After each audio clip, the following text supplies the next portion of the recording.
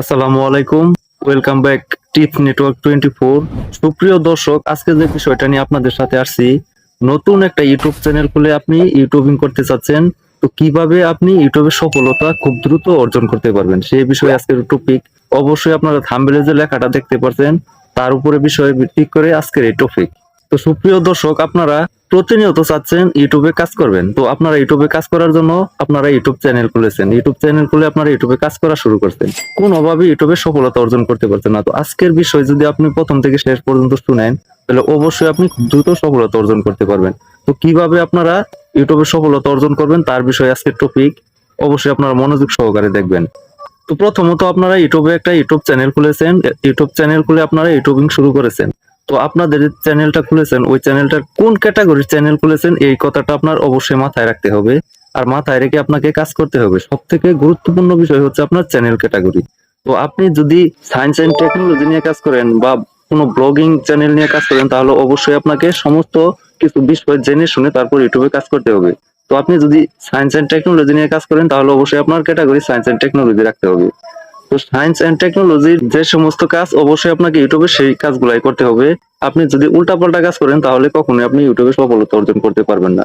তো দেখুন, আপনারা প্রতিনিয়ত ইউটিউবে ভিডিও আপলোড করতেন, অথচ আপনাদের ভিডিও ভাইরাল হচ্ছে না, আপনাদের চ্যানেল বড় হচ্ছে না, আপনাদের সাবস্ক্রাইবার আসছে না। তো কিসের জন্য সাবস্ক্রাইবার আসছে না, কিসের জন্য আপনাদের চ্যানেল বড় হচ্ছে না, আপনার কি কখনোই চিন্তা করে দেখেছেন? যদি না দেখেন তাহলে অবশ্যই মনোযোগ সহকারে দেখবেন। তো ইউটিউবে কাজ করার জন্য অবশ্যই আপনাকে ক্যাটাগরি সিলেক্ট করে তারপর ক্যাটাগরির উপরে কাজ করতে হবে। তো আপনি যদি সায়েন্স এন্ড টেকনোলজি নিয়ে কাজ করেন, তাহলে প্রত্যেকটা ভিডিও আপনার science and technology video upload করতে হবে। তো আপনারা ভিডিও আপলোড করছেন, ভিডিও আপলোড করতে করতে অনেক ভিডিও আপলোড করে ফেলেছেন, 100, 150, 200 ভিডিও আপলোড করে ফেলেছেন, কিন্তু কোনোভাবে আপনারা ইউটিউবে সফলতা অর্জন করতে পারছেন না, কোনোভাবে আপনারা ইউটিউবে ভিডিওতে ভিউজ আনতে পারছেন না। তো আপনারা ভিউজ কিভাবে আনবেন? তো আজকের এই বিষয়টা যদি আপনি জেনে শুনে মেনে তারপর আপনার চ্যানেলে কাজ করেন, তাহলে 100% ভাবে আপনি আপনার চ্যানেল দ্রুত এগিয়ে নিয়ে যেতে পারবেন। তো আপনাদের ভিডিওতে সঠিকভাবে টাইটেল, ট্যাগ, ডিসক্রিপশন, থাম্বনেল আর অনেক কিছু যে সমস্ত এসইও করা লাগে আপনারা কোনো কিছুই করেন না। আপনারা শুধু ভিডিও আপলোড করে যাচ্ছেন, একটার পর একটা ভিডিও আপলোড করে যাচ্ছেন আর সময় নষ্ট করছেন, কোনোভাবে আপনাদের ভিডিওতে ভিউজ আসে না। তো ভিউজ কিভাবে আসবে? আপনারা আপনাদের ভিডিওতে যদি সঠিকভাবে এসইও করতে না পারেন, তাহলে আপনাদের ভিডিও কিভাবে ভিউজ আসবে?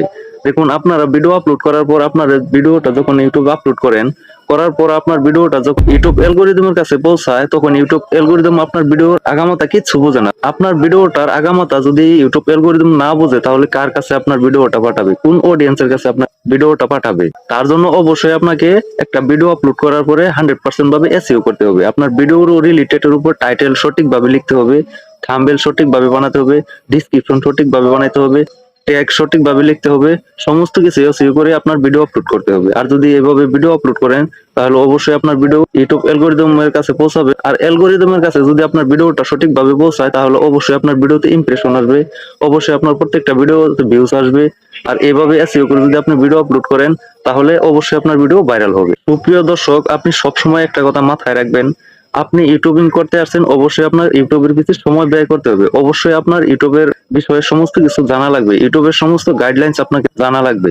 যদি সমস্ত কিছু জানা থাকে, তাহলে আপনি অবশ্যই ইউটিউবে সফলতা অর্জন করতে পারবেন।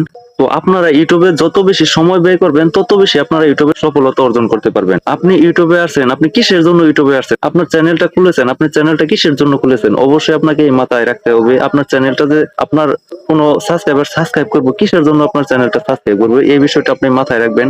অবশ্যই আপনার ভিতরে এমন কিছু থাকতে হবে যে সমস্ত কিছু আপনি আপনার অডিয়েন্সকে শিখাতে পারবেন, যে সমস্ত কিছু আপনার চ্যানেল থেকে দেখে আপনার অডিয়েন্স শিখতে পারে।